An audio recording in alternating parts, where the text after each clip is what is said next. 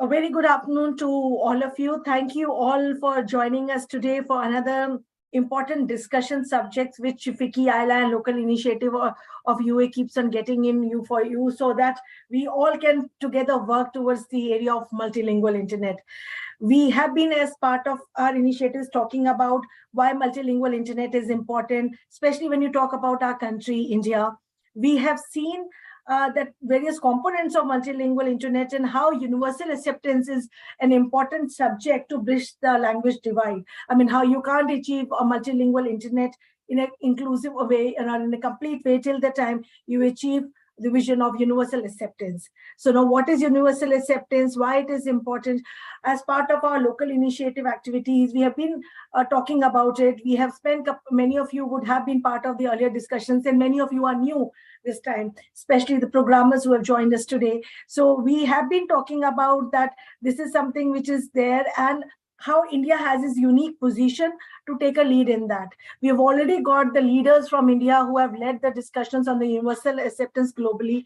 Dr. Ajay Data, who is joining us today, currently as the chairman of a task force on UA and multilingual internet for FICCI, was earlier leading was a chairman of a UASG and was leading the initiative of UA for globally. So in fact, he was the first global chairman on the UASG from India. So thank you, Dr. Data, first of all, for taking that lead and putting India in the focus globally. And we understand that with our 22 official languages and a population of 1.4 billion, we definitely has a lot to do, and we can definitely create a big mark for the world and can set an example for others. And we are also happy to announce that after Dr. Ajay Data, the next chairman of a USG is again from India. In fact, we also have one of the vice chairs from India. So you can see that how India, in terms of the policy discussions, in terms of the, I would say, the positioning, how we are leading the whole foray of the universal acceptance. And the people who have joined us today, be the students or the programmers or even the business entrepreneurs who are currently doing it, running their own businesses, we would like to come to you to make you understand that if you have not yet implemented universal acceptance, how it is going to affect you, how it is going to be important for you. So the discussion today, with the help of our the esteemed speakers, Dr. Ajay Data, Mr. Anil Jain, he will join us shortly, and of course, Mr. Akshat Joshi and Mr. Mahesh Kulkarni.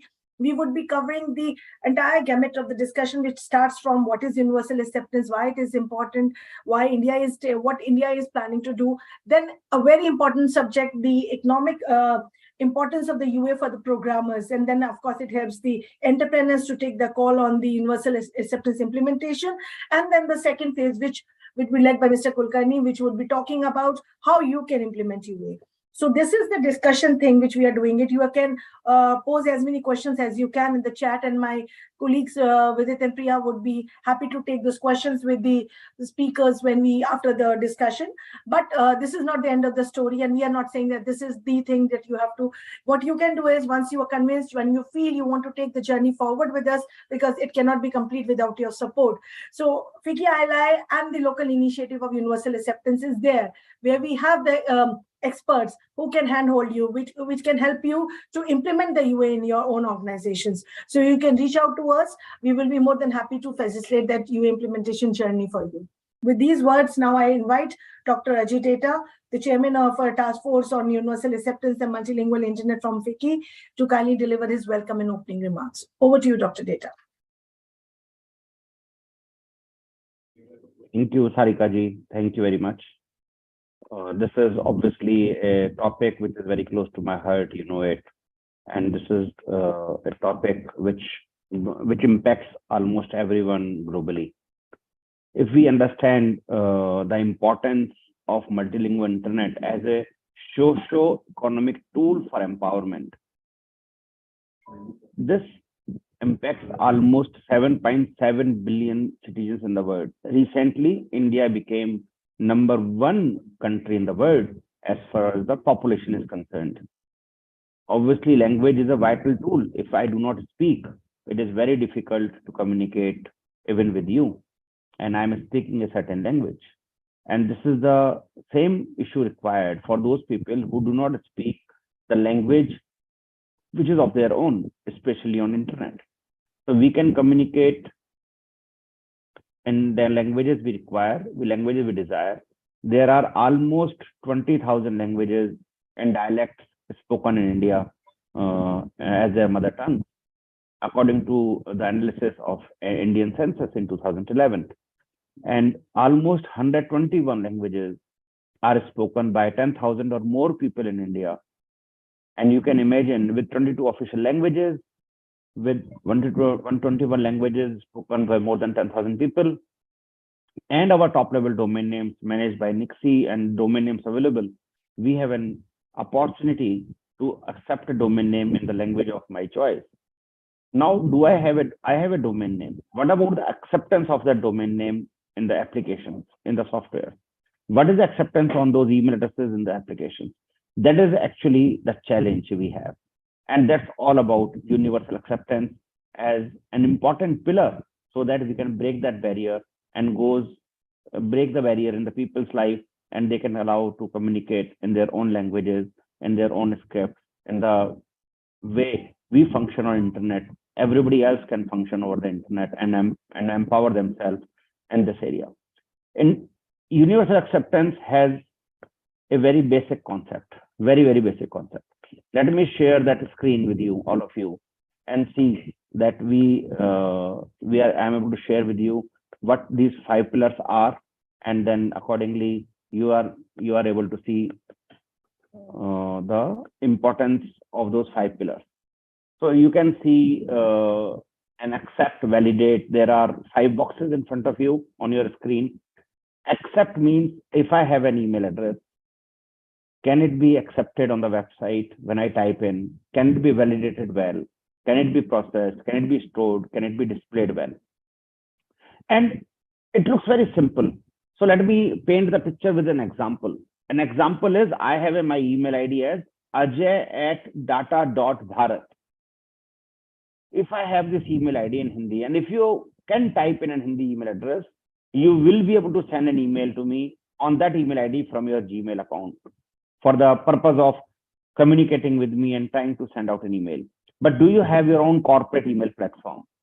Are you able to still send me the email on my ajay@data.bharat? If you are able to type into the interface of your corporate email account or your website or your newsletter or your CRM or your accounting software or your e-commerce platform, it means I am able to type in, the software is accepting that email. But when we press submit or save, is it validating it well, the way it is required?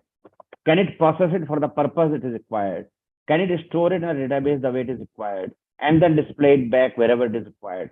If you pass all the 5 pillars of universal acceptance as a pillar, you are UA ready, using UA ready application, or you have made a UA ready application. If not, if there's a bug, that is where we always propose that you solve that bug in your application, because somebody who is using that email ID will not be able to utilize their service or communicate with you effectively. Imagine I want a Twitter account for myself and I need to subscribe via my email ID. And it does not accept. And today it do not. Today it do not accept that email ID which I have. So I can't subscribe to the Twitter or Facebook, or I update in my Aadhaar card. So now I'm deprived from utilizing the power of internet if I'm not able to use such powerful applications, powerful mediums, which means that I need to first learn English to have my email ID in English or an ASCII format to use that power. That is where the divide is. That is where the problem is. And that is what we need to change. Almost 80% of the country's population do not use English as a first language. And that is where we need to empower everyone. Imagine we are at a 3.4 trillion GDP of the country. Imagine, and this is only done when we have a large population speaks in English and does export and does the market. Imagine that our gross consumption, gross production, gross influence of the large community enters into the country in the main league, what this country will do. And that is the 80% of the world. Imagine. So we believe that universal acceptance is a socio-economic impact, because it is not just impacting socially, it is also impacting heavily economically to developers, to application developers, to platform developers, to businesses, to the consumer. Everybody in the system comes in, including the governments, which are very important stakeholders in this entire ecosystem. Hence, I'm sure these very, very good speakers you have in the next 1 hour and so, you are going to hear how these things happen, and you're going to learn how the UA-ready applications can be made, which can give you a little bit more money from your customers, and not only money, that you are also able to make application which is UA-ready, which will allow new customers to come in and on board on your platform which you are making. With these thoughts, I will just stop my talk here and leave this discussion to our very esteemed speaker to take it further from here. Thank you very much, Sarika, for the opportunity. Thank you, Dr. Data. And I would really like to say that we all are very fortunate and we feel very privileged that the discussions on the UA started under your leadership, and it's going to get continued under the leadership of Anil Jainji, and of course, you being the chairman of FICCI Task Force, the national chairman. So we feel this is a very, very opportune time. We have very visionary leaders. We have your unwavering support, both yours and Mr. Jain, unwavering support. And there is a team which is ready to help the people who are sitting and listening on the other side of the table right now. We request you to kindly reach out to us so that we can help you out with the process. Dr. Data's company is also working in the same area. We have other experts who are actually working in this area. They can guide you. You can then decide how it's going to help for your businesses. We definitely ask you that please understand the concept of UA with the support of our interactions which we are planning, which we are doing for you. And this is not the first of its kind. We'll continue multiple in future as well. But we would look forward for you to come forward so that we can take it to the step 2 in terms of its implementation and helping you out to reach out. So that's going to benefit you only. So we all are working towards that mission and vision. So thank you, Dr. Data, for the same.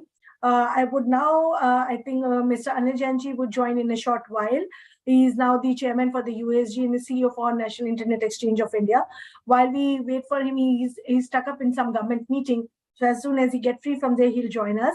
But I request now another speaker who has joined us, Mr. Akshat Joshi, to kindly share his thoughts on the important subject of the economic importance of UA for the programmers and the entrepreneurs.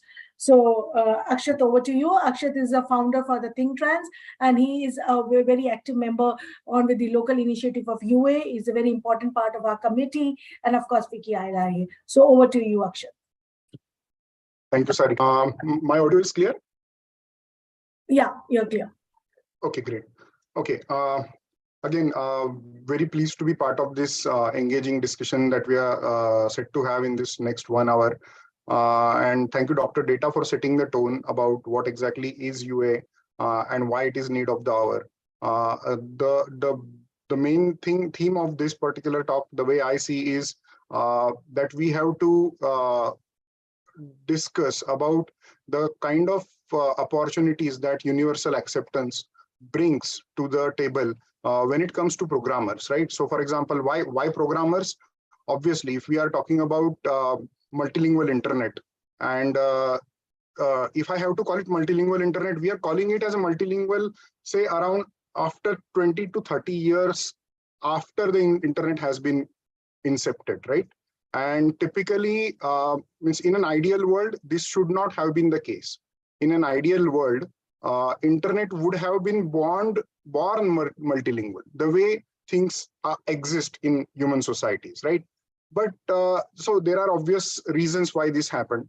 For example, it was incepted in a situation where primarily English-speaking people created it, and then there was a lot of slow growth that happened, which eventually, like, we are seeing the fruits of internet coming to everyone in last 10 to 15 years. More so, specifically in the post-pandemic era, we are seeing a huge amount of opportunities opening up. There is another disruption that is happening through ChatGPT, and I'm kind of sure that we are still yet to, we as in we collectively, all the Indians and all the netizens, to understand the kind of impact that ChatGPT kind of applications would be having on our day-to-day lives, even on the internet businesses. So there are many things happening in the today's world at once, and it is much obvious to lose sight of like what exactly I have to do as a young student who is looking at setting his career into something else. So there is a joke going around, for example, that there are engineering students trying to learn something, or MBA graduates trying to create certain reports and create certain perspectives to be given to their top employer, and they can see the ChatGPT kind of application doing it very effortlessly, something for which they are now studying in their degrees for next 2 to 3 years maybe, and they kind of find it terrifying, right? And it is terrifying if you look at it from a pessimist's point of view, because any change when it happens is disruptive, and there are a couple of years which go by till the time industry grasps the whole thing. Then the people who are employable, people who can actually be workhorses to drive the engines, they will become eligible to support the requirement and the kind of growth that has already happened. And then eventually everything stabilizes, that ends up creating new jobs, new kind of jobs that never existed before, right? And those who are early advantage takers, those who understand that where the tide is going, those who move early in this game of chess, if I have to call it so, when the thing actually happens, they are the market leaders by the time everybody starts realizing the market potential of it. So just to give more in concrete perspective about what I'm saying is, internet has been there with around since 1995 or something, in a more concrete manner. So it's been more than 25 years now. But when it started, the overall size of the economic activity over the internet was hardly 0.1 billion USD, right? And I'm talking about the year 1995. Within 5 years, by 2000s, the size of the economic activity over the internet catapulted to $800 billion. And that is something when people started, again, those were the nascent periods of the internet's inception. And yet the size was already $800 billion. Obviously, that was the time when the giants like Googles and Amazons, and then they started coming to the fore, who were actually nowhere to be seen when there used to be Forbes most 50 powerful businessmen of the world and everything. Those lists were getting prepared. These people never figured out into any of those. But just because they could see the opportunity that was lying ahead, and they started getting into businesses allied to the internet, many of the market leaders that we see in technology today could see that coming 5 years before everybody could see. Even by 2005, the size of internet economy had grown to $2.5 trillion. By that 2005, internet was already huge, and we are still reeling into the so by 2020, as of late till which I have the statistic, the internet economy stands at $4.9 trillion, right? And the kind of opportunities it has brought to the Indian IT exports, for example, is huge. Like if we have to talk about the overall middle class of the Indian society, whose children mostly get into the IT jobs and they start getting paid into US dollars, or at least they get paid for the jobs for which the companies get paid into US dollars. We have seen massive growth in jobs, salaries that students see. The typical middle class guy who would be while getting up, he was thinking that he might get this much salary by the end of his career or something, and those figures are now have kind of gone for a toss because of this different kind of services, and India offering services, staying out of India and offering it to the world. So that has changed things massively, right? The only thing that, coming back to the initial point that I started with, the internet that we see this whole growth happening into has happened in a kind of internet that was primarily English speaking, right? Yet we are amazed with the growth that it has accorded. Now, what has happened over the years is that people over the internet have the number of people who could be reached by the internet were initially limited by the language of the internet, which was English. And most of the people who can come on board have come when you're talking about the English speaking community. And they are kind of engaging into content consumption and everything. That's when the internet businesses started looking for next set of growth, right? And it was already obviously known that the vast untapped market lies into the vernacular world, most of which is kind of untouched because of the obvious reasons that internet not being primarily being served into those languages. And that potential was always known. The only thing that was there was the majorly socio-economic challenges and technology challenge. Fast forwarding to 2020, when internet saw that COVID pandemic hit the world like anything, and there was no parallel to that. The whole world kind of was forced to shift into something which was an online first policy, including those who are the IT thought leaders. Even IT companies could not gauge the extent of it, for example, and they had to scramble up to figure out ways to do things which were primarily done on face-to-face basis to do the same things on online mode. And that's when the number of users into the internet catapulted many folds. Just couple of years before 2020, 2-3 years before, there happened a silent revolution for the overall internet's growth. That's when the mobile data plans in India, thanks to Reliance Jio, for example, they got extremely cheap, and that pushed a massive number of internet user base in India to dizzying heights, and something that even Googles and Microsofts of the world had anticipated to happen 10 years down the line. Something that happened in a matter of 1 or 2 years.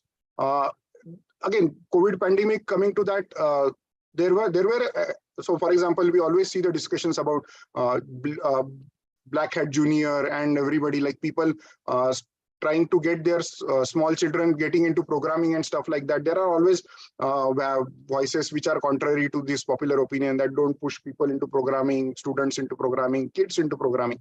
But then you can always see that during the COVID pandemic, when the schools were online, obviously not programming, but to handle a computer machine, many of the kids could easily do that. Like within a span of 2 to 3 months, they were experts into handling Zoom rooms and everything, right? And so that's the kind of potential that internet saw in 2020. Coming up to 2022, we have seen that there is a massive user base, which was earlier not there due to some socio-economic challenges, technology challenges. Between 2017 to 2022, huge number of vernacular language users. Again, like starting with the geo data plans becoming cheaper and people coming on board, even if they did not understand English, but with the lure of the kind of content, the kind of knowledge that is available on the internet. Obviously, majority of the consumers are of the multimedia content, either through social media or through YouTubes or various video dispensing sites, but they are there. So that's the reality. They are already there, which was assumed to be happening in, say, another 5 to 10 years with express initiatives going on from various national bodies, international bodies. They would bring in those kind of numbers, it was anticipated. And with the COVID pandemic, those many numbers are already there. Just to give you a glimpse of what kind of revolution that we are talking about.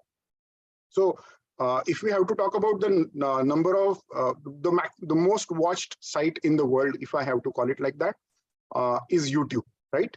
And for a very long time, YouTube was predominantly English.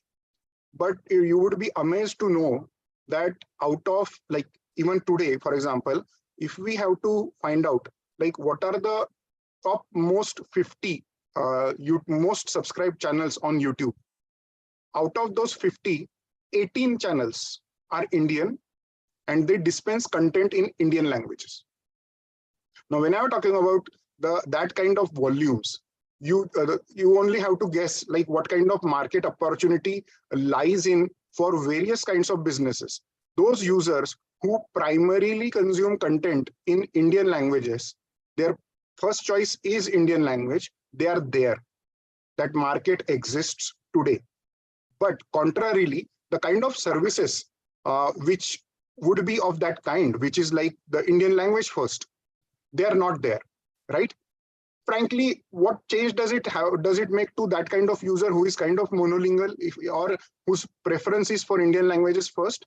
He would either try to learn English and try to avail whatever in a limited way he can get the benefits of internet other than multimedia consumption. He would try to do that, and then he would get away, right? And then there would be some who can actually get benefited. They might be having economic capacity to avail services over the internet, but they would not, simply because internet doesn't appear to be in the language that is familiar to them except for the multimedia consumption. Now that is where we are talking about the issue of universal acceptance, right? And it's kind of amazes me to see that this opportunity is today lying in front of us, right? So we know that in last 2-3 years, the kind of user that was supposed to be there is already there. The technological challenges that were preventing, say, for example, multilingual content, they have gone away long back. Like we are talking about internationalized domain names. Again, they are very much there since last 8 to 10 years. Multilingual content with the advent of Unicode was already available. The only thing that was missing in this whole chain of things, if I have to call it, was the domain names, right? The domain names not being primarily available in English. And obviously, if you think in terms of a user of a service, if he cannot see the domain name and understand, the trust on the system goes down in the language. So if he cannot understand it because his primary language is not English, he will obviously go away and not avail some services, right? Obviously, some people still do with the help of mobile applications and using Amazons and Flipkarts of the world. But then yet, even those companies are now getting into vernacular mode in a very big way. And again, having said about Flipkart and Amazon, that still leaves a huge opportunity for small and micro entrepreneurs to start their online businesses. So even if you think everybody thinks for themselves, like, okay, do I only purchase from Amazon and Flipkart? Do I never think of purchasing from a specialized portal, which probably gets into some kind of quirky clothing with different vibrant colors and everything? There are startups coming out of India with that kind of thing. So it's not like if there are products being sold only on Amazon, then there is no opportunity for anybody to create his own niche into his own portal and sell products in the languages in which he wants to communicate to his user, right? So that kind of opportunity already lies. And we are at that stage where probably, if I have to call it, internet was in 1995, when people knew that there is something like this, but they were not aware of the possibility that it accords. And I would like to inform everyone on the forum that in the next 5 years, it has been in the express intentions of ICANN, the nodal body at the world level, managing the domain names, that internationalized domain names and universal acceptance, the acceptance of the domain names as a part of identity management system for various services over the internet is part of their main agenda. So similar is the case with Government of India, with FICCI, FICCI kind of organizations doing express efforts. For example, we are sitting in this forum talking about it. This itself shows the kind of commitment that is there. And I would definitely like to share it with the programmers, students of today, that this is something that you should be aware of, because that is where the next segment of market is going to come from. And one would always think that if it is so lucrative and if it is already there, then why it is not already there? Obviously, for the exact same that happened with internet in 1995, nobody knew. Only a select few could see the potential into it, and they capitalized onto it, and they became legends, right? So similar is the case, that those who understand the potential of vernacular domain names and vernacular language-based services, today, they would be able to become market leaders 5 years down the line. Now, another counter that generally comes to this is when you're talking about vernacular language websites, content and everything, it does not have that kind of economic appeal as English has, right? But we need to understand this. There was a report way back by Google and KPMG in 2017, if I'm not wrong. And that report was an outcome of extensive survey done of India's internet users. And the line of that especially caught my attention into that report was 70% of the Indian user has expressed his tendency to be more to avail a service if it comes in Indian language or the language of his choice for his first language than in any other language. And that itself is a very, very significant observation, right?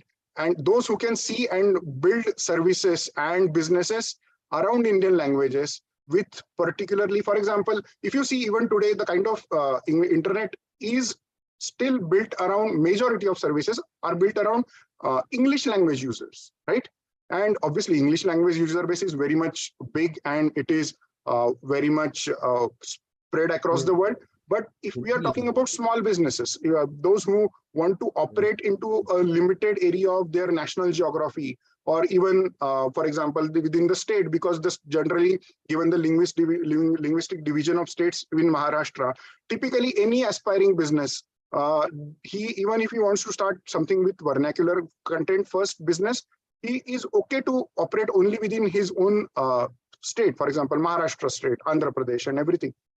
Within those also, he can start his own business, and that business can be localized first. And then the market size, if you see, again, comparing the kind of budgets that, say, for example, the state of Maharashtra has, or Karnataka, going ahead, UP is a massive, massive opportunity that is in the waiting. If you are able to build services for those kind of markets only, as a small businessman, that opportunity itself is huge. We needlessly run behind going for English, and then we keep on making our content English first, and then retrofit it to Indian languages, because there we also want to tap into that market. But then again, going by the KPMG Google India report, I think there is a huge possibility that Indians would trust you. मतलब minister बात करना चाहते थे उसके बाद meeting के बाद immediately Anil ji I think you are on unmute. वो कह रहे हैं कि पीएस को बता दिया सब कुछ, पीएस आपको बताएगा. Anil sir, your voice is there. Yeah, okay. So what I was saying was, even if you talk to a community of a vernacular language, which is, say, for example, only Marathi community, one business that only deals in Marathi. Obviously, if you have a footprint that can go across states, then go for a different segment of that business, particularly tailor-made to those language communities. And those who can do that, there is a huge opportunity that lies ahead in the next 5 years. I would definitely request anybody and everybody, even if you are a programmer, if you are an aspiring entrepreneur in your own right, with Startup India kind of things happening, there is a mushrooming of incubation centers across India to help anybody who has a business idea but does not know how to grow business. India is poised for that kind of growth, and all the government agencies, industry bodies are oriented towards helping you growth. They have kind of tied their fate with your fate. So I would say that even if you're a student, think about acquiring the knowledge that you would be getting into next segment by Kulkarni sir, how to enable a website into multilingual manner, how to ensure that it talks with the other services really well. And then if you could do that again, that is for the programmer, right? But if you also have aspirations to be an entrepreneur in your own right, definitely try to explore those. Ecosystem is oriented towards you, and I'm really excited for the next 5 years in India. vis-a-vis multilingual content. And that is where I would like to stop, but I would be happy to take any questions if there are at the end of this or at the end of the session.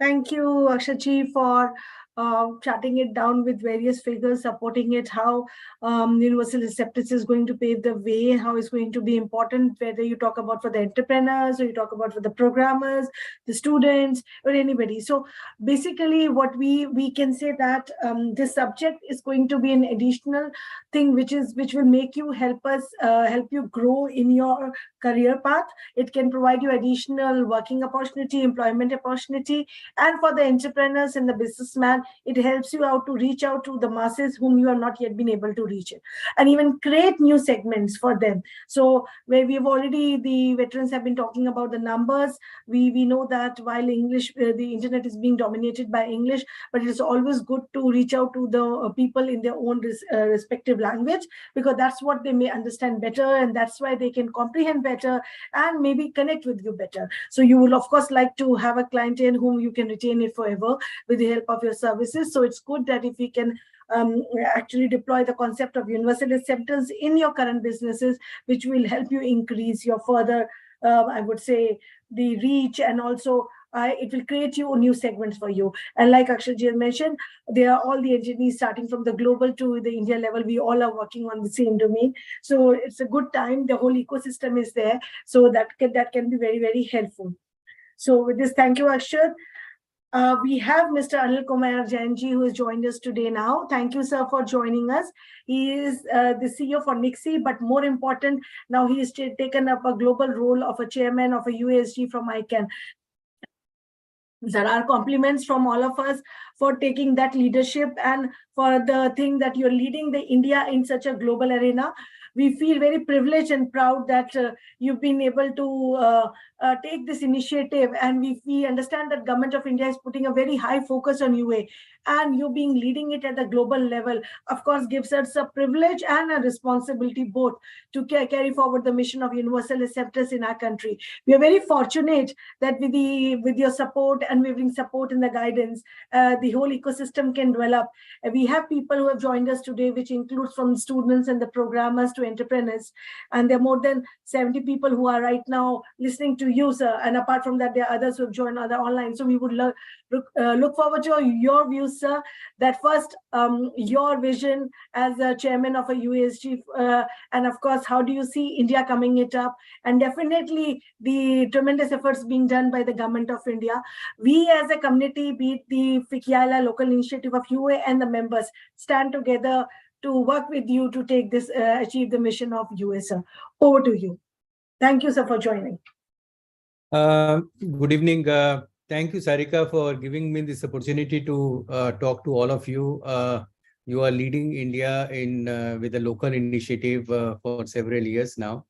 And you are right that India has taken up a leading role, not only from the leadership position, but I think from implementation position also. And now government, I think ICANN has recognized that India is a country which has to be consulted. I'm using the word very carefully, which has to be consulted before framing any policy on multilingual internet. So my congratulations to all of you for making it possible that India is in a position which is recognized by each and everybody in the entire community. Ladies and gentlemen, first of all, my compliments to FICCI for organizing this discussion.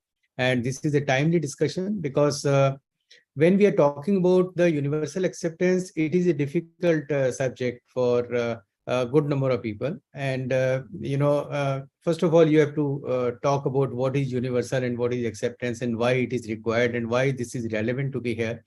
At the same time, once it is clear, we see that challenges are there at ICANN level, at the global community also, to see the importance of multilingual internet and all related aspects, for example, IDN or EAI and all those related aspects. So it is a difficult time, not easy time, but I must thank that the last leadership led by Dr. Ajay Data has given an impetus to the awareness program on UA by holding a global UA day, giving a concept and holding global UA day. And my congratulations to the whole world, where more than 42 countries, 43 countries participated in global UA day celebrations. And it was a big momentum at India also, because not only at New Delhi, but let me inform you, 6 state governments have organized the Global UA Day celebration at their respective state government. So this shows a awareness has come, a eagerness has come, a willingness has come for the people to implement the universal acceptance. So there are two aspects. One is the technical aspect, which all of you are discussing today. And it is very, very important that all people who are involved in providing the technical support to the universal acceptance implementation, for example, the hardware, the software which is required, the people like Akshat who was talking, who is helping the UA to get the emails in local languages, implementation of IDN and making the websites in local languages are important.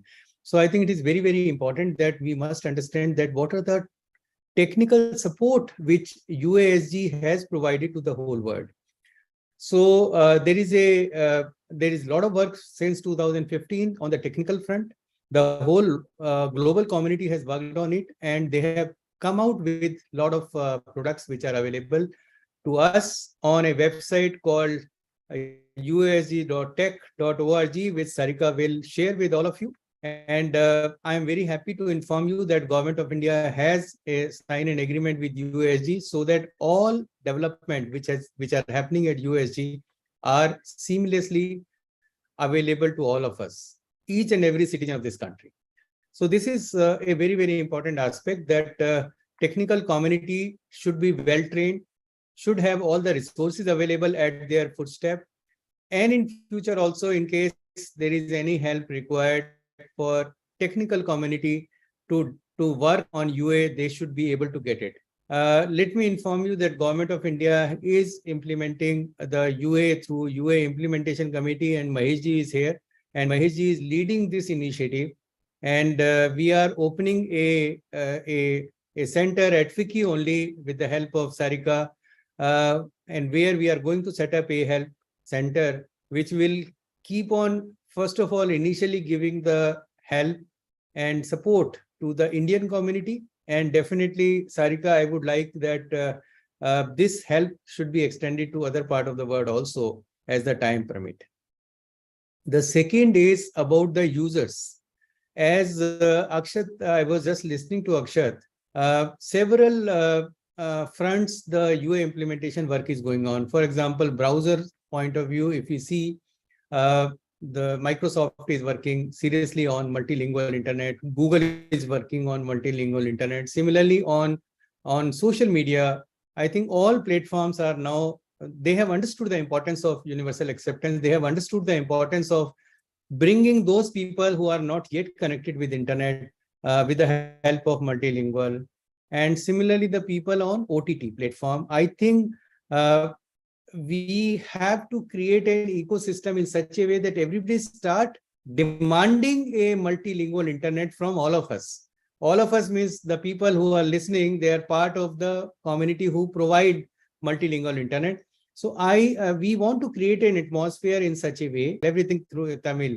Then Facebook tomorrow has to think about making multilingual internet as part of their, yearly plan or long-term plan to ensure that multilingual internet, the Facebook is delivered in the local language to the people.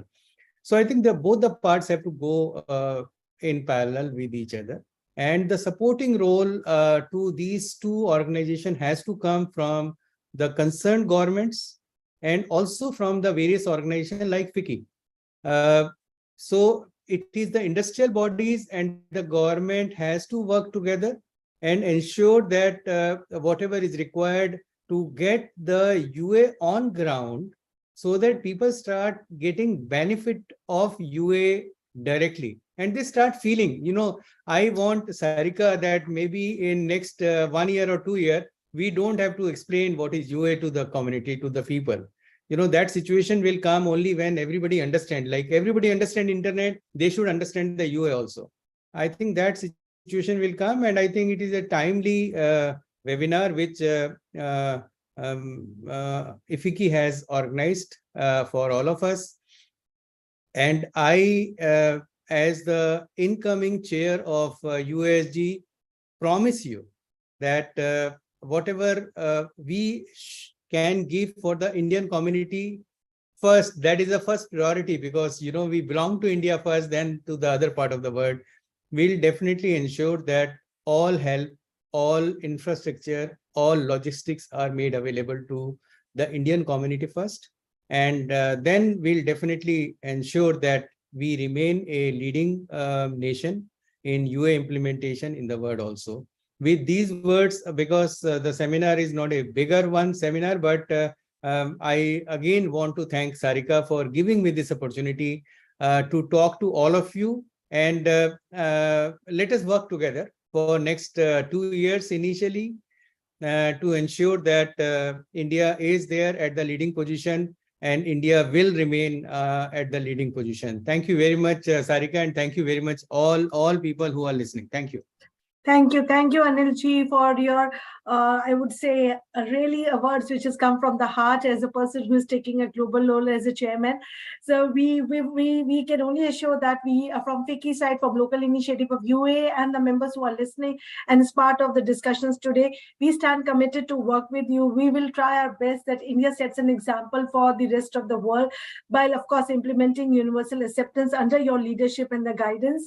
And like you mentioned, we as FICCI, we would be having that implementation and support center, and we request the people who are listening right now, please write to us, please join us. We will be happy. We have set of experts who can help you out in the whole process. So it's not something which is going to be very difficult for you. It's something which will only help you. It will only help you to gain edge about your other competitors. It will help you, like Akshay talked about, the various economic benefits. It only adds value to whatever you are doing currently.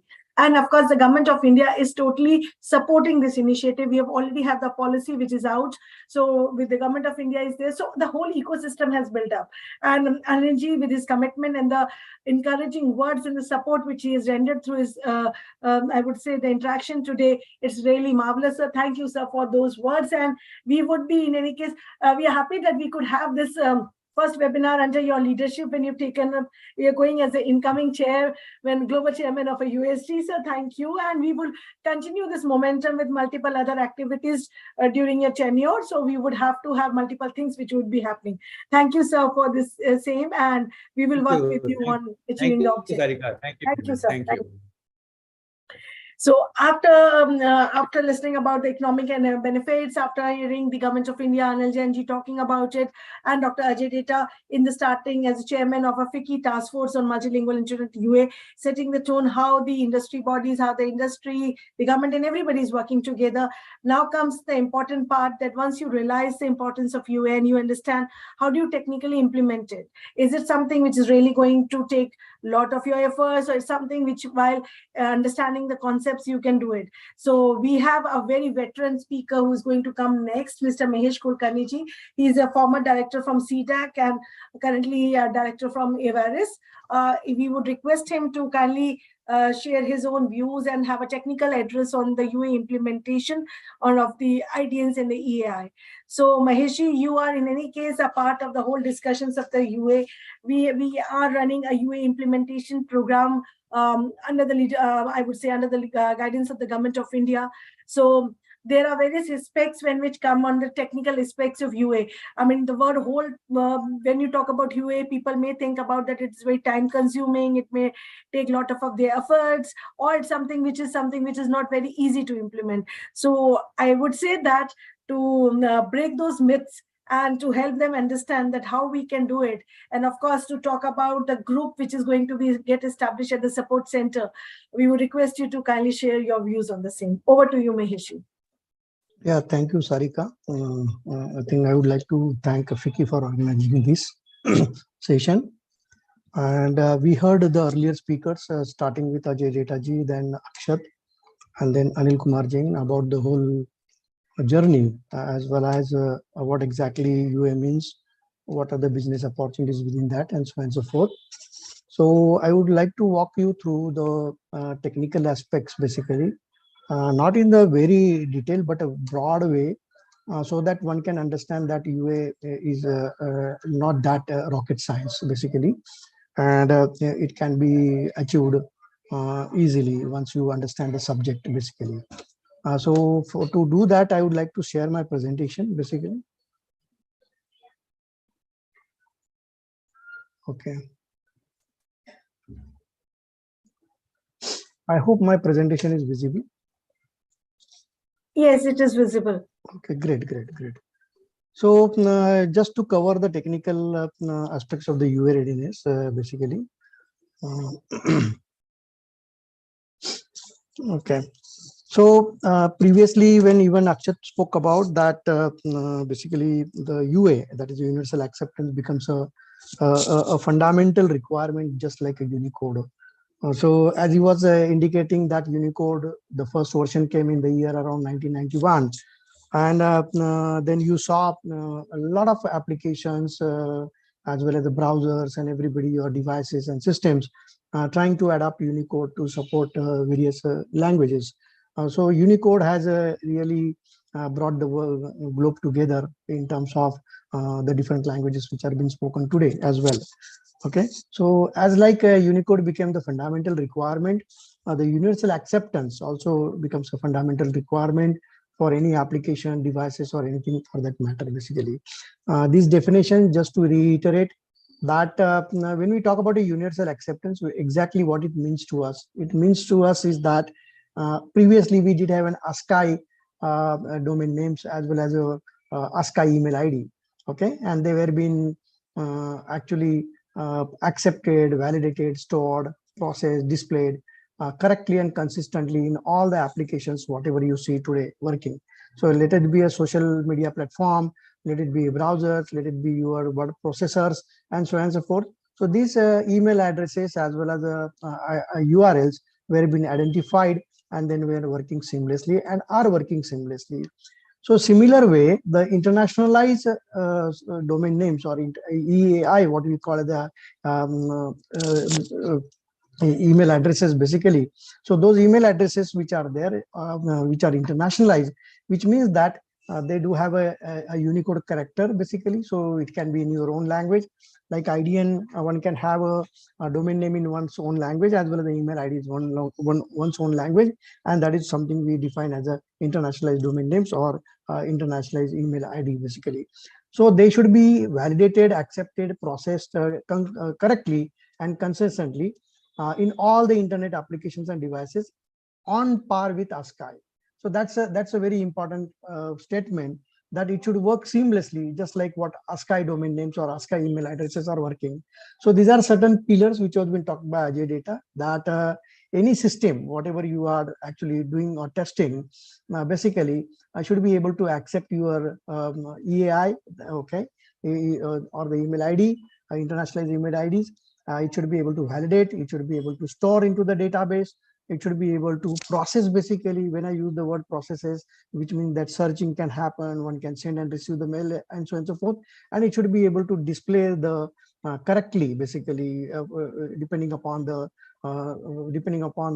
language or the script what is being used. So it should not happen that you see some boxes or you see some question mark into your basically application whenever IDNs or EIs are present over there. Okay, so these are some of the few examples, and just to cut certain things short, that these are, so what you see it in a red color is called the TLD, which is called the top level domain. .com, .in also is a top level domain, but that is a country code top level domain. So there are a country code top level domain like .in stands for India, .fr stands for France, and so on and so forth. .ru stands for Russia. So these are the country code top level domains, and previously there were seven top level domains were restricted to 7 numbers only, like .com, .net, .res, and having a 3-character limitations at that point of time. But now if you really look at it with the ICANN's new GTLD program as well as the IDN program, one can have a TLD in their own language. That is a domain name can be in their own language. Like as was been told by Anil Jainji, that we are geared up and we are offering the top level domains basically, or the domain names into all 22 Indian languages. So including the Sanskrit as well as the Sindhi, Urdu, Kashmiri, all these languages basically. Okay. So these are some of the categories of the domain names as well as internationalized domain name, ASCII domain names as well as internationalized domain name. So as was been told to you, ASCII.ASCII, which was the previous one, like .com, .res, .net, which was restricted to 3 characters level, they were been working seamlessly. Now with the advent of the new GTLD program, one can have a different top level domain, which is again restricted to 3 characters, but can be different from all the 7 which were been listed earlier.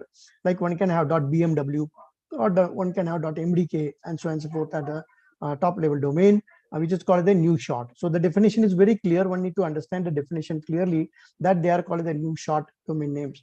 And there is something called the long domain names, like not restricted to 3 characters length now. So one can have a top level domain which can go up to 63 characters long, like one can have .technology, or one can have .mcdonald or .tata, and so on and so forth. So these are the categories of ASCII domain names. So what the universal acceptance says over here is that your systems and devices should be also able to accept the new short as well as the new long domain names, ASCII domain names. So that's one of the fundamental requirement of the UA, that it's not all about the languages, but even the short ASCII as well as the new long long ASCII domain name also should be accepted by your systems and should be recognized by maybe your word processors or something of that sort in terms of linkification and so on and so forth. Okay. Now, if you look at some of these domain names, what I show into the screen, the internationalized domain name, which there are different categories. So don't worry on the categories of the domain name. But basically, as you can see, one can have a domain name in your own language. Okay, so one can have a characters chosen from one respective language, and one can have a domain name as well as the email ID in one's language. So you can see some of the examples, like bharatbhasha.bharat is a case of idn.idn in Hindi, bharatbhasha.com, it is a case of idn.ascii, and so on and so forth. Okay, so this is just a starting point for all of you to understand what is actually ASCII domain names and what is a new ASCII in this new short and new long, and what is meant by the internationalized domain names. Okay. Now it's a very simple matter to check whether you are, I'm taking an example of your website to find out whether your website is universal acceptance ready, okay, or it is having a universal acceptance. So what you should do, if there is a form on your website, you please go to the form and find out for your an email field and try to enter some of the categories of the email. Like as I said to you, so this particular on the screen, what you see is a new long category basically of an ASCII. So it is a .international. So sometimes what happens is that in most of the cases, there is a regex pattern which has been applied for ASCII email or ASCII domain name validation. And it would have a restriction of maximum 3 characters, and hence at certain cases, these longer characters, more than 3 characters, might get rejected. But if you see on the screen, this particular website, which is from IIT Bhilai, it is able to accept the long ASCII email ID, what you can see basically. So this is basically passing this particular test. Okay. Now, if I try to put something like a mailbox, which is to the left of the @ so there is something like the @ sign. After the @ we can call it the domain part, and the before the @ which is called something called the mailbox part, basically, or local part. And if you got in a local part, if you got a let us say an Indian language mailbox, basically, then as you can see on the screen, it is rejecting that. So this necessarily means that this particular website is not fully UA ready. It is accepting the UA it is accepting the ASCII short as well as the long, but it is not accepting the basically IDN URLs or IDN emails over here, and that is where it fails. Okay. Similar way, it gives an error for the RTL, that is the right to left languages basically. Okay. So this is a very simple test what one can do as a developer. One can just try and find out that whether your website is accepting or not accepting. So this is a very simple test to do. Okay. Now just to bring back to you people onto the ASCII mail. So this is the a general format of an ASCII mail basically. So there is something called the a mailbox part or a local part, which is in the green color. Then there is a @sign. Then there is something called the domain part. Okay. So there are mailbox part, local part, and a domain part separated by an @ Okay, this is an ASCII email. As you are fully aware that the ASCII email, we have got totally 128 characters in the lower ASCII, basically 7-bit ASCII. And as far as the rules and regulation goes of the ASCII email, the character set is limited to LDH. Okay, so only L, that is the letter, digit, and hyphen, are permitted into the ASCII with some exception into the mailbox part. Okay, so in the domain part, if you look at it, then only the letters like A to Z are allowed, digit 0 to 9 are allowed, and hyphen is only allowed. Rest of the symbols like question mark, then exclamation mark, greater than sign, less than sign, these are not allowed into the domain part.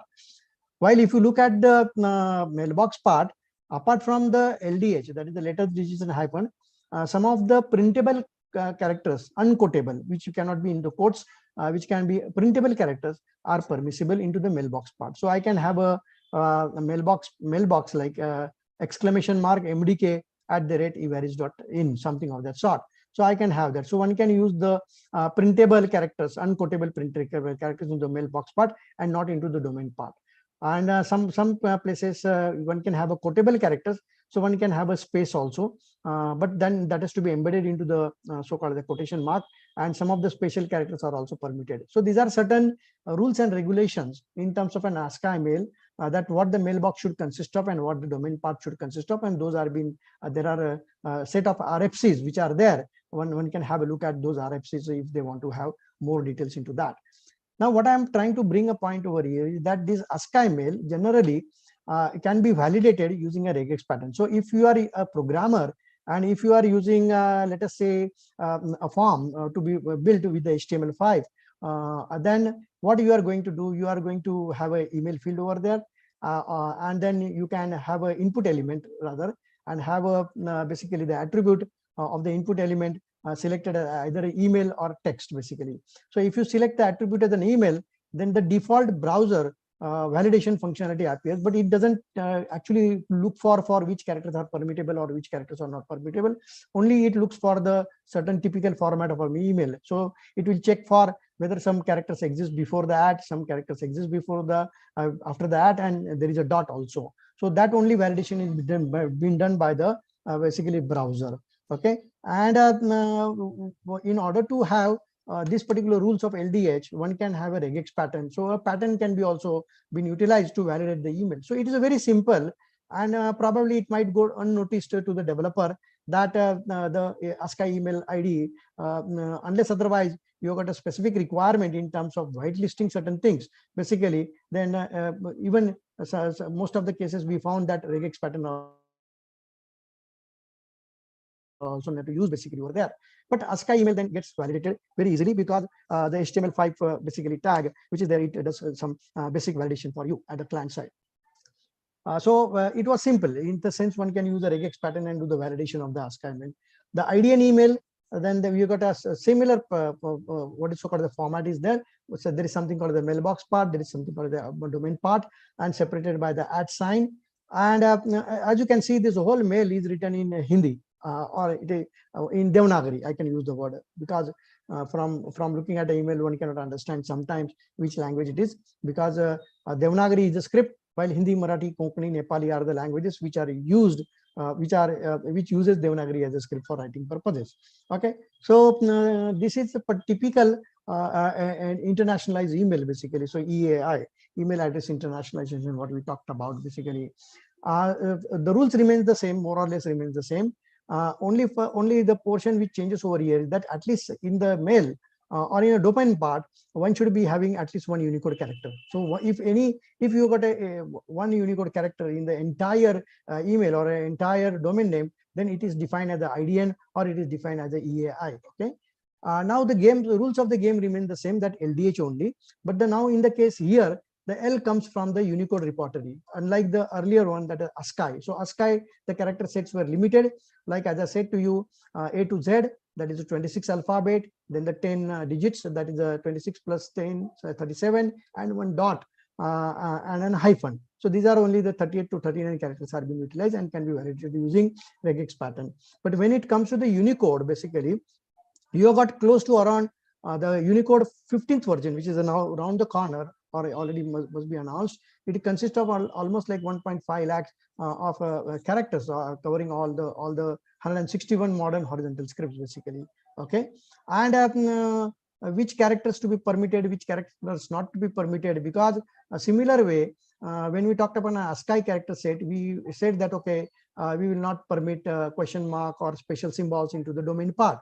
A similar way over here also, there are certain rules and regulations, and those language tables are being made by the concerned authorities, and which characters are to be permitted and not permittable. Those lists are fully available, and that has been incorporated, basically.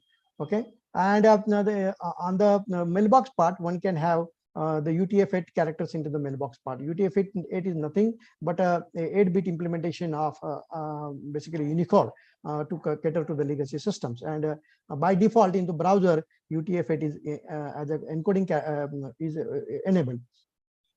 As I can say you, it's since there are not necessarily only 1.5 lakhs character, but there are certain rules and regulation, which characters are to be used, which characters follow the which character, what are the normalization rules, and so on and so forth. So this type of a stuff cannot be done any which way through something called the regex pattern. Okay, so it is very, very difficult, or rather it is impossible to have a regex pattern to validate the ID and email or a EAI, basically. Okay, and for that matter, then one need to basically use something called the libraries, and which I'm going to speak to you in a moment, basically. So you require a libraries to validate these particular email IDs. Just remember that it is not cannot be done using something called the regex pattern. It has to be done using something called the basically libraries, basically. Okay.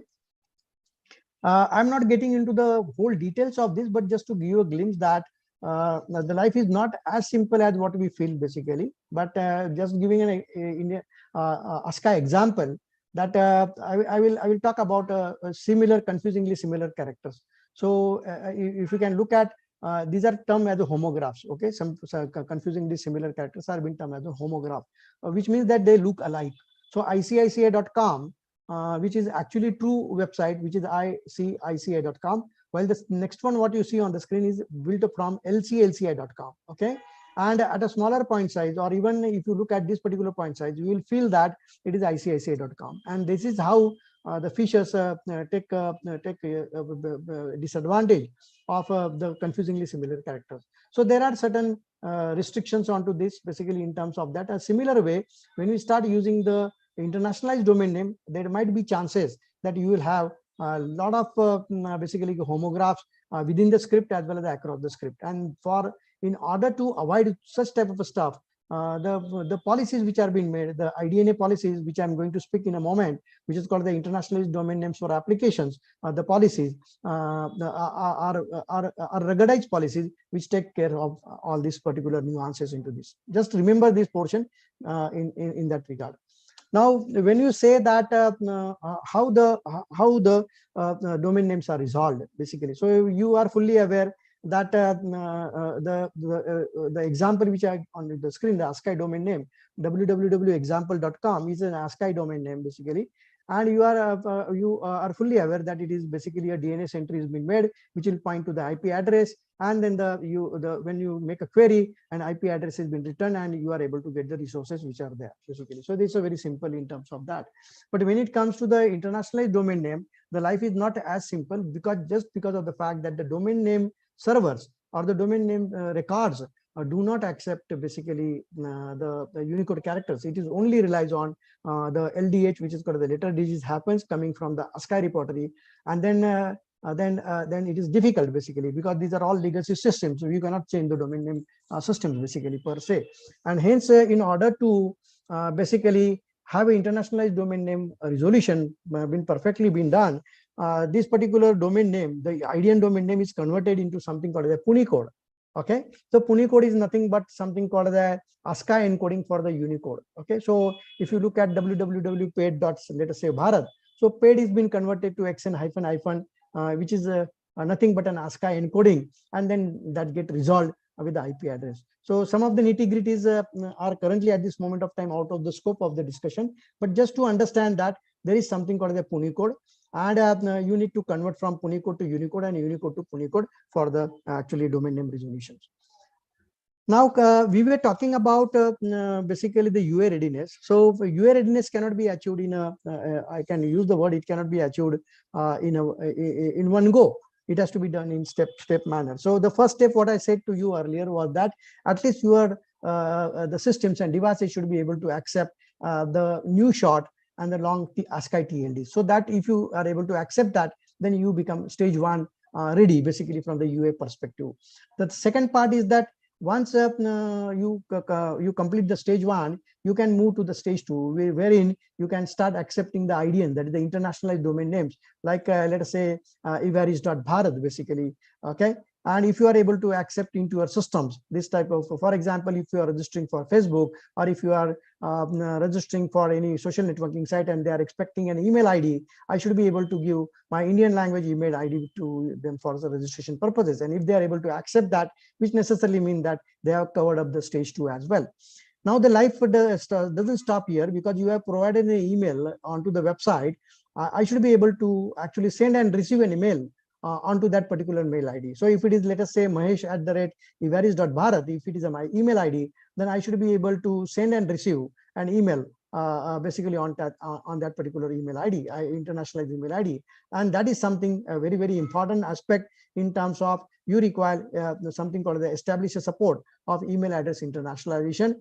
And for that, probably definitely whatever email service providers are there, you should be able to leverage upon them, because most of the people generally try to use the third party email services, unless otherwise some of them develop internally. But even if it has been developed internally, it should be supporting the Unicode character set or UTF-8, basically, in order to have the email addresses. Otherwise, it will out and out reject the email addresses, basically. Okay. So to cut short, basically, understanding the implementation on the stage 1, when I use the word to accept the short as well as the long ASCII, you can definitely use a regex pattern, and the HTML input element type attributes. Instead of selecting email, you can resort to using text and remove the restrictions of a 3 characters limit and whitelist of TLDs, and use a regex pattern, which is commonly available. So you can search onto the net, or you can go to the usag.tech and get the regex pattern, especially for validating the new short and a long ASCII domains. But as I said to you, for the IDN domain names, one need to basically use libraries, and those libraries are available for all different programming languages. So in certain cases like .NET, you've got a built-in program, built-in feature, IDNA support is built-in, while for PHP it is built-in support. Then you've got a Python libraries available, you've got a JavaScript libraries available, and so on and so forth. So depending upon what technologies you are using at a front end as well as the back end, one can make use of those appropriate libraries, and these libraries are freely available, and one can get those details of implementation as well as the pointers onto the usag.tech website. Okay.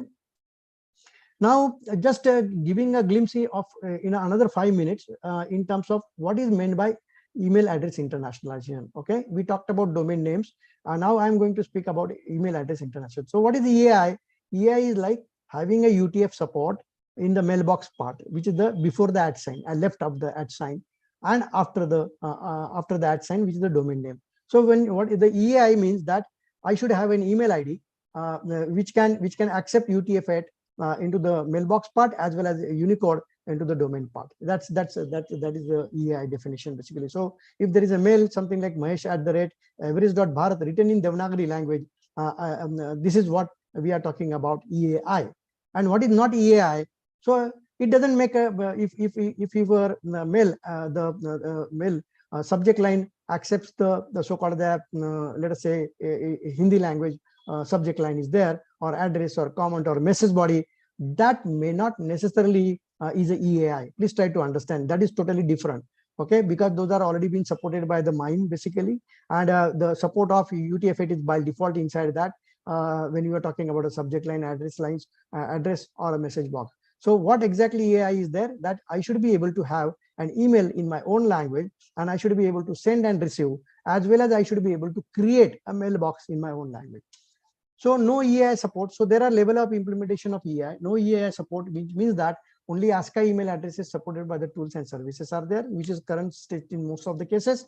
While level 1, which necessarily means that can exchange email with EAI addresses, which I explained to you that I should be able to send and receive an email onto the internationalized email, basically onto the internationalized part, basically. Level 2, which necessarily means that that is not applicable to everybody. That is actually applicable only to the people who are giving away the mailboxes or who are running the mail services. So which necessarily means that with level 1 plus level 2, which means that I should be able to create a mailbox in my own language. Like I should be able have a facility to create Mahesh at the rate, let us say gmail.bharat in Devanagari.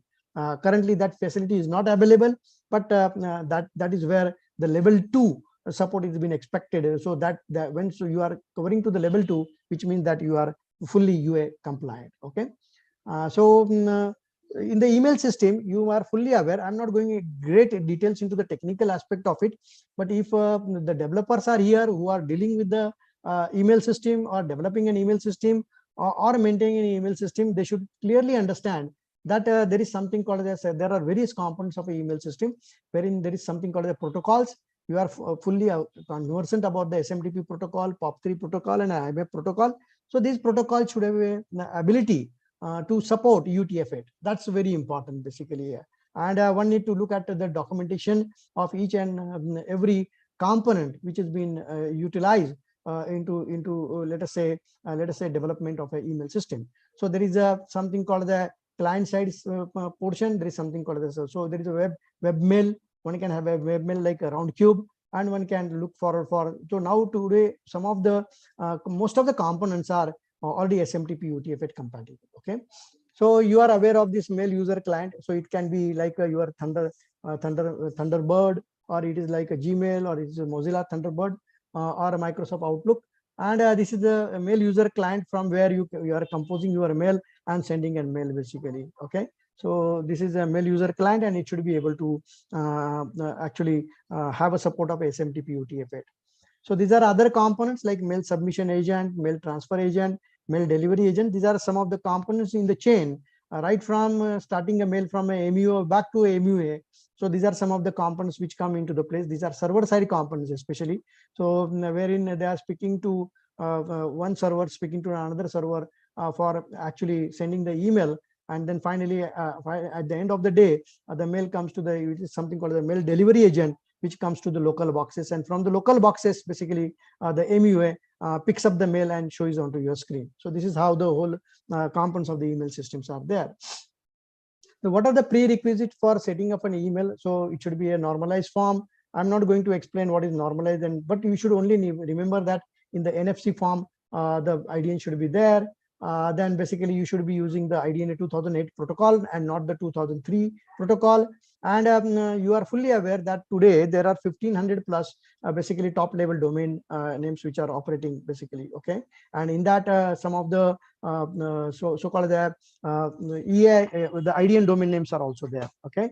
And this changes every day. Okay. So one need to look at it that do not use the static list of our top level domains for validation purposes. So one need to have established a cron job and get updated TLD list and compare with what the user is entering, basically, to validate the TLD. So there are two aspects of validation in terms of so-called the domain names. One is, as I said to you, the labels which are there has to be done with the help of the IDNA protocol. Which can be done on the client side, basically. And secondly, one need to have a so-called the validation done with the list which has been daily updated by of the TLD list, which has been daily updated by INA. INA list is there, basically. Okay. And so these are some of the protocols you require changes if there are developers who are developing email servers and the email systems. Then they need to modify the protocols or use extended SMTP protocols, basically, which can have a SMTP UTF-8 signaling flag. If these are not there, then it is difficult, basically, that you are not UA ready in that case. So similar way for the POP3 protocols as well as the IMAP, you should be able to have SMTP UTF support. Okay. So this is some a small example to you that how the mail propagates from a sender to a receiver. So there is a MUA, then there is a mail transfer agent, which uses a SMTP protocol, and then again from one S. So in between there might be many mail transfer agents basically, and then finally it comes back to your basically MUA. So, but here in this case, the server advertises that it has got a SMTP UTF-8 support. The client also checks that the server has a SMTP UTF support, and then the exchange of the message can happen. If not, then the mail cannot be delivered basically. So in that case, there is something called the downgrading option, which one can look for implementation in that regard. Okay. Last point basically that there is a when we say email has to be the whole system has to be UA ready, which necessarily means that all the parties involved into the delivery path should have updated for the UA support, which necessarily means that even if one of the email server doesn't support SMTP UTF-8, your mail will not be delivered. Just simply understand this particular concept. Okay. Then there are certain additional consideration while giving away the mailbox part. I'm not getting into the great details of that, but just give a small example that capital MDK @evaris.in, suppose that is an ASCII email, definitely capital MDK as well as a small MDK is one and the same mailbox. Okay, because it has been lowercase over there. Okay, so which the example you can see Peter in the capital and Peter in the small. But in the case of EAI, which is the internationalized email, this case folding functionality is not automatically implemented, and it is up to the email service provider whether to implement or not to implement, basically to protect certain things. So capital, so there is, if you look at the Indian languages, there is nothing called the capitalization, but in some of the languages or some of the scripts, obviously the capitalizations are there basically, which is currently beyond the scope of discussion right now. Then you definitely require a spam filter, otherwise, and you need to actually look at your SPF and DKIM records so that your EI mails is not treated as a spam basically. Otherwise, you send an email, IDN mail, and it might reach into a spam. Okay, so these are some of the different email components which are there. I've given a status of that. Thunderbird MUO cannot send EI mail but displays EI mail. So there are certain updates needs to be happen, or some of these payloads needs to get updated to support end-to-end SMTP UTF-8 basically, and should be able to send the mail. Okay, so these are some of the findings from the. You can go through the usag.tech site basically, where you can get a lot of information and a lot of things in terms of technical inputs, which I even including this particular presentation and so on and so forth. And the USAG has done a wonderful work in terms of looking at all the components and so on and so forth, and which are UA ready, which are not UA ready, and so on and so forth. So this is certain list over there. Okay. So the main challenge also lies with the providing an something called the mailbox part. Okay, so if you are saying that I'm going to open up my email so that one can have a mailbox part, then there are certain commonsensical rules one can use, that I cannot have a mail like Mahesh written in Gujarati and @evaris.bharat written in let us say Urdu. I don't think that sounds, though technically it is possible, there are certain rules one can actually try to look at it, like supported scripts, length of the mailbox, script mixing. You can do limited script mixing, or actually I would suggest that you should avoid script mixing basically.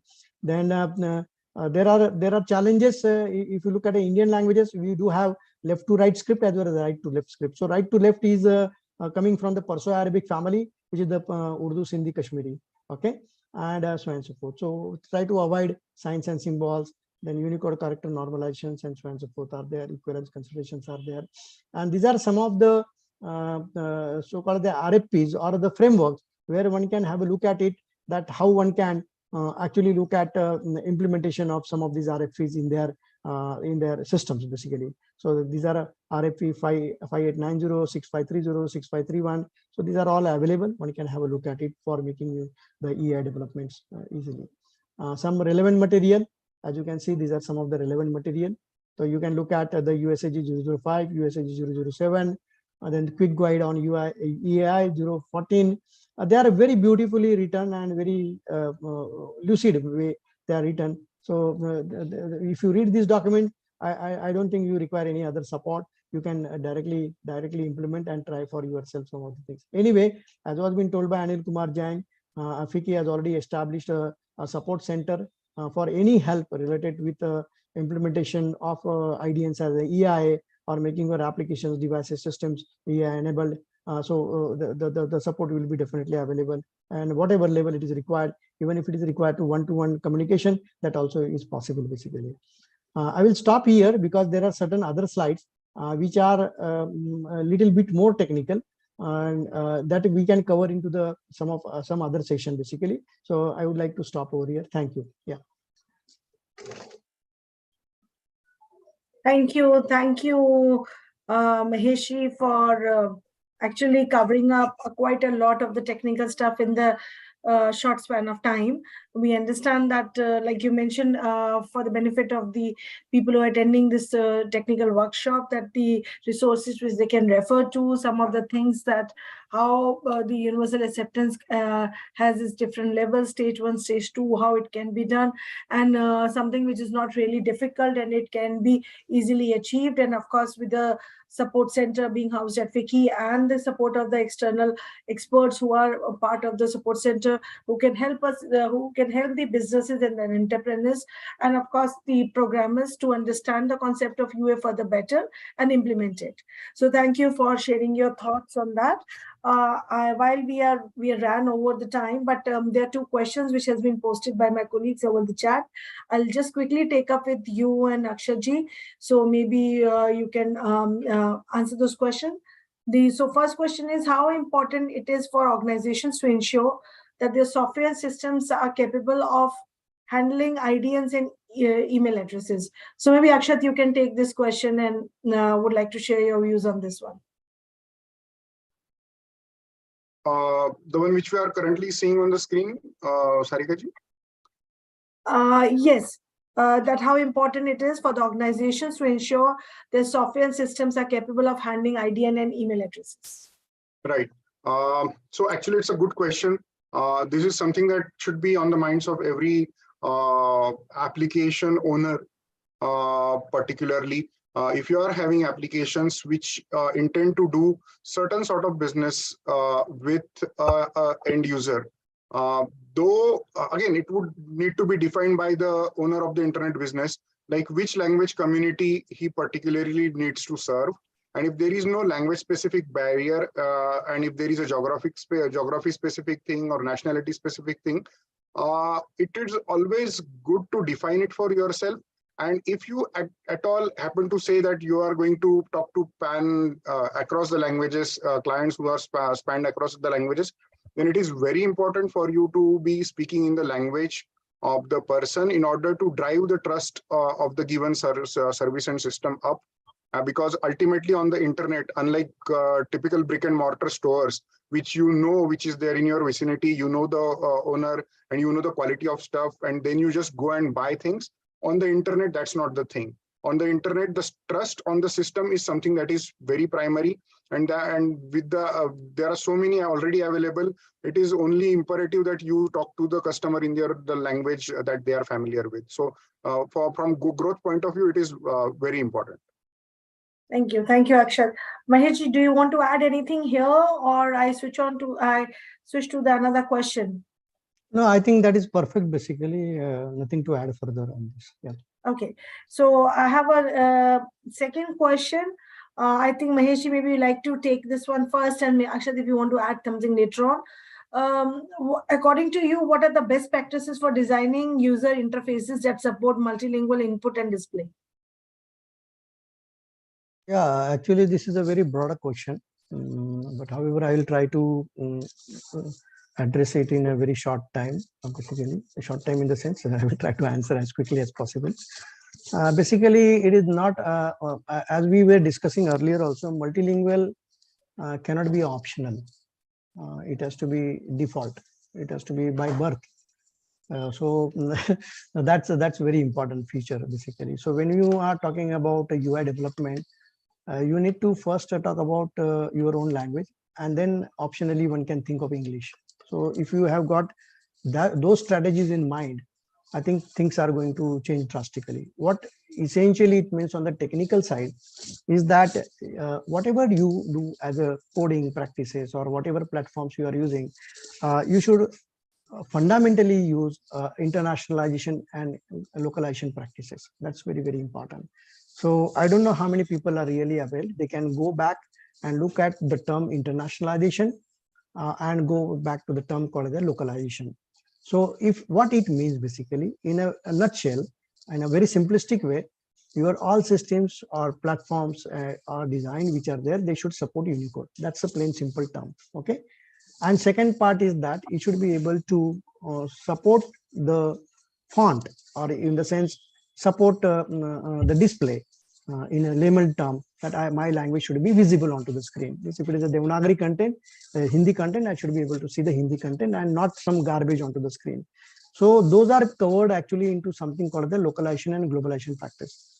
One important thing I would like to cite to you, that apart from Unicode, one need to go back to W3C. So there are lot of standards, recommendations onto the internationalization, globalization, especially related to the browser side, basically. Okay, so they can look at the best practices over there. This is one. So one is the encoding, one is a inputting mechanism, whatever you're going to use basically. So I should be able to input my own language from this into anything basically, into the, whether it is an embedded system, whether the TV platform, whether it is anything for that matter. So fundamentally, three things are required when I use the word international and localization. One is you require to store the data. Okay, so that is a Unicode. Input the data basically in your own language, so you can use any keyboard for that matter, but you should be able to enter your data correctly. So for the Indian languages, we have got an Inscript keyboard, which is standardized by the government of India. And there is something called a display part, which comes to the font. Okay, so I should have a appropriate font so that my language is getting represented properly. These are fundamental requirements of any multilingual user interface. This is one.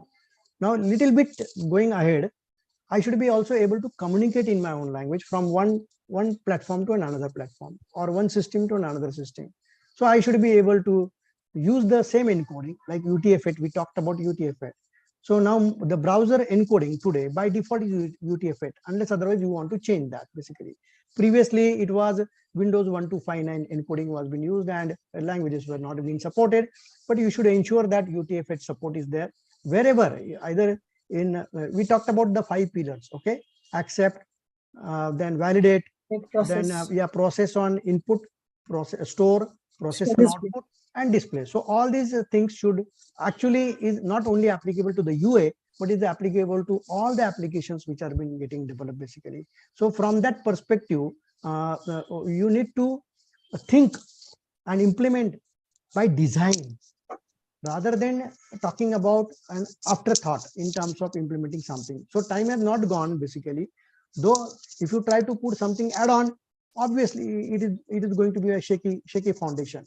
Okay, because somewhere you make a fix, somewhere it is not going to work out. So I still believe that when you talk about any user interface, and coming to the especially the UI part of it, as I explained to you, apart from this inputting and other part, there are other aspects basically in terms of the user design basically. When you talk about a user interfaces, that our languages should be represented properly onto the, because what we observed is that we require a little bit of more space in terms of storing as compared to the ASCII, which necessarily means that if you are storing the English data, rather Indian language data, then you should have more storage space available. The databases also needs to be updated accordingly. So those are some of the inputs which I would like to give.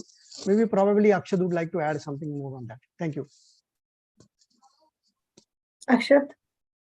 No, sir, actually you covered it as comprehensively as it could be covered. So nothing further to add. Okay. So thank you to both of you, Maheshi and Akshatji, for joining us today. I'm very, very hopeful that the people who have been part of the discussions, who have been listening to the whole interaction, which has almost lasted for 1 hour 45 minutes, because we thought we'll make it 1 hour 15 minutes, but with the depth of the subject and the things which needs to be covered, I'm assuming that 1 hour 45 minutes were also not enough. So, but thank you both of you for sharing your thoughts. Akshayji, of course, talking about the economic space, and Maheshji taking us through the journey, how the technical thing can be implemented. While our the speakers, Mr. Anil Jainji and Dr. Ajay Data, has already mentioned that the proper robust ecosystem of a UA needs to be created, and people needs to be part of it, and we need to implement it and make India shine at the global level. And that's what we are, as all of us, we are working towards it. The local initiative chapter of UA, where of course Maheshji and Akshayji and others play a very important role. Our primary aim is, apart from the awareness sessions and various sessions which we keep on doing at various places, there are a few physical webinars, we do it at the state level, we do it at the national level. So our aim is, of course, to first talk about the awareness on the universal sectors for those for whom the subject is quite new, and for others who understand the basics of UA, we try to take it to the next step of the capacity building by imparting the technical knowledge. And of course, then the step 3 is handholding. We, like we have mentioned, and I have been talking it, I mentioned it a couple of times during the webinar, that we all are available. Please write to us and we'll be happy to handhold you. We'll happy to connect you to the experts, UA experts, who can guide you how you can implement UA in your own I would say organization, or if you're working as a programmer somewhere, how you can learn about the coding part for the UA and then use it for your further career development or in your present job, I would say, employment.